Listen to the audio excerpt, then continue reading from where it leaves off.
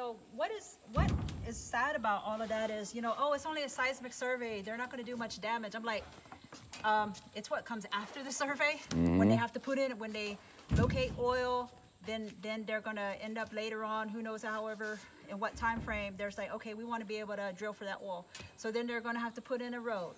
They're going to have to dredge and fill for a road. They're going to have to build their platform. They're going to have to put their equipment in. They're going to have to do all that. So people get, you know, they try to play it off by saying it's only a survey and that's all it is. When you start permitting in small pieces instead of the cumulative impacts of the potential, the entire project, just like the pipelines that you have that that people like the Keystone, Transatlantic, and all that, is that they're permitted in sections instead of, they're not allowed to, from what I understand from the different agencies, they're not allowed to consider the entire project as a whole and the cumulative impacts. It's only if it goes through this section, it's one permit. So, and that's how the system has been designed by industry to get what they want. Just like everybody gets mad at FERC, everybody gets mad at the Nuclear Regulatory Commission, but they're all designed to approve things. Because I remember having to read through some FERC legislation to see, you know, how the changes would impact, you know, tribes and stuff like that. And when I read through that, I'm like, there's nothing in here that gives them the ability to deny any permits. Everything they have to look at, regardless, they don't have the option to deny a permit because the way it is designed. Because if it's for the greater good of the country and the people, they have to permit it, even though it's damaging to the environment. So, you know, and I think people like get mad at FERC. I'm like, the system was designed that way. You know what? Then it needs to be redesigned where they have the ability to deny permits. Just like the Nuclear Regulatory Commission.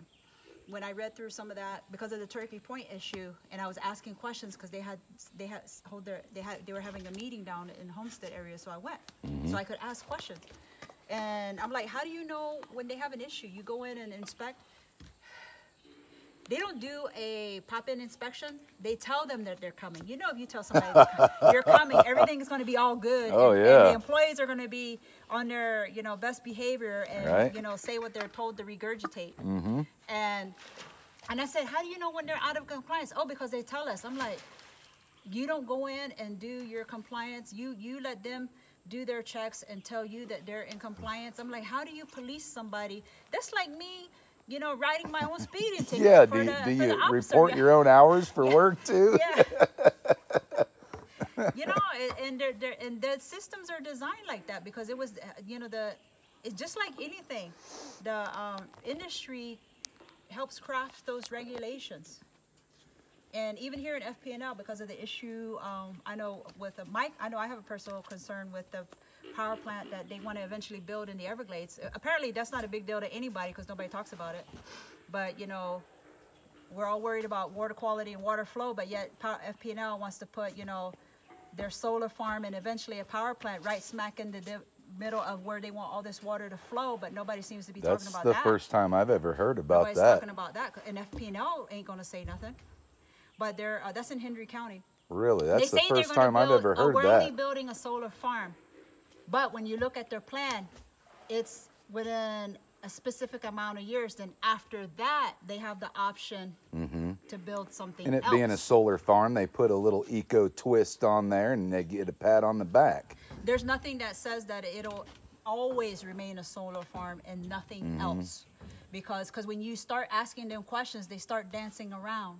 Well, because they don't say it's only a solar farm at this time.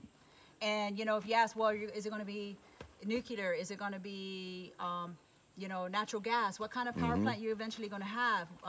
You know, what's the design? And you know what? With power plants, if you're going to build a house and you're going to go get your permits, you got to have your drawings and all that, right? What you're going to build before they're permitted.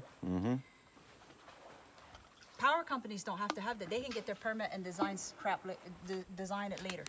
How can you permit something that you don't have on paper? Yeah. We did that with the whole flow in the Everglades. But it's no different than how you were talking about their hydrology route. You know, you say, you know, they're going to go here, here, here, here, here, here, twist around this canal, here, here, here. But then do this little thing called Euclidean geometry, and then you just see this nice little flow right here, and they get this nice little pat on the back. But until the real warriors like us are out there seeing where they plan on sending this water, and then trying to put 2 and 2 together and say how, you know, how are you really replicating anything? Just because you're sending so many gallons where it went before doesn't mean you're replicating the history, you know, and the natural flow. And you're not rehydrating the area that needs to be hydrated the way it needs to be hydrated. And like a breath.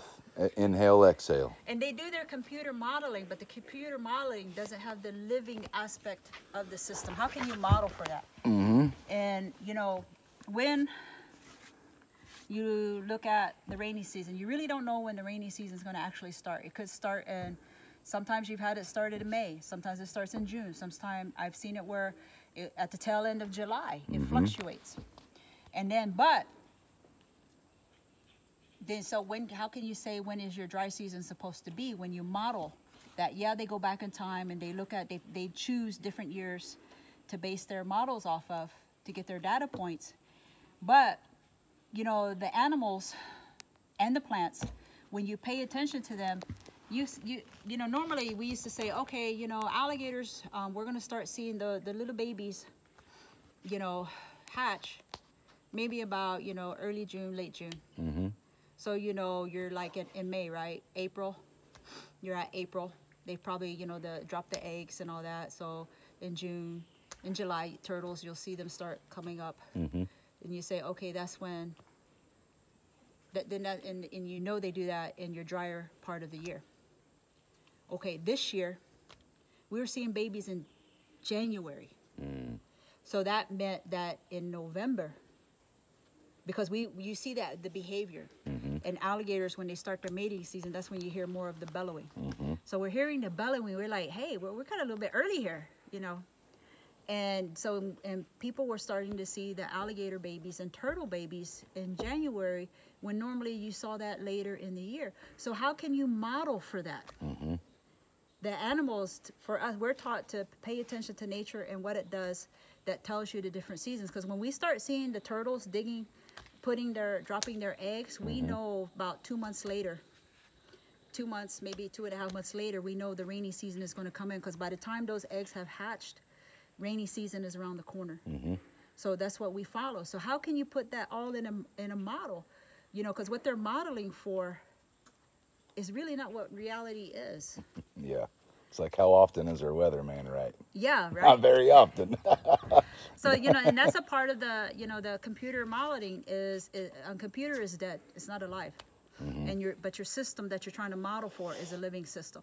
And if you know, it's like a woman. You can kind of think this is what she's going to do because you knew you were married to her for 30 years and you kind of have an idea how she's going to react. But sometimes she's just like, you never really know, but you kind of think that's what she's going to do. That's nature. Yeah. I'm man enough to admit I'll never know what a woman's thinking. And sometimes I don't think the women know either. You know? Oh, that makes 2 of us. Thank you so much. And buddy. I'm a woman, I can say that. But that's how I understand it. Like, the model isn't, you know, just because you see all of this, it doesn't mean that's what's going to happen. And then sometimes people are surprised. Oh yeah, we built this project, we designed it, and when we actually put it into practice, opened it and got it operational, it did something we didn't even expect. You know, something totally different happened because you can't model for that. You know, it's like your best guesstimate. And this is worth protecting, that's for sure. Yeah. It's so, you know, when I come out here, I'm like, how can people not see the value in all this? How is these alligators' lives not as important? You know, I know they're more important than mine. Because they do so much more for the ecosystem than I do. And the fish that we saw in the water. And how the two-legged animal cannot see the value in the cocoa palm trees, the cypress trees, the moss. How, I mean, you know, it's just because it's not making you money doesn't mean it doesn't have value. Yeah. This is, you can't put a price tag on it. No. You wouldn't even have enough money. No. Because once it's gone, it's gone. You're not We're bringing. losing it so fast right now. It's scary. And I would hope, in order to get the future generations reconnected, because not just my ancestors, but everyone's ancestors were more aware of, because they lived off the land, everybody. And they were more connected and more dependent for their life on the land.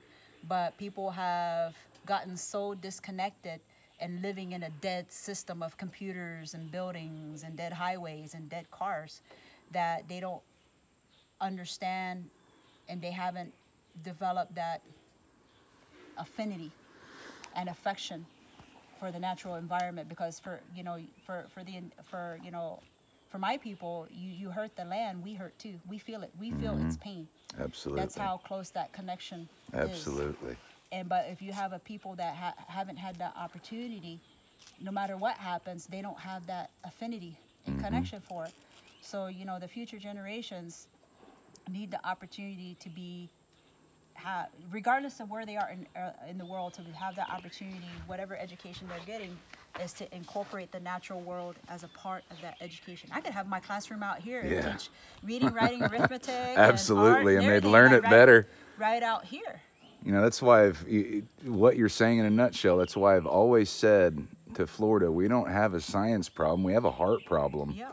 We have a lack of love problem. We've gotten so disconnected, even though that internet and social media makes us so connected, we're so unconnected.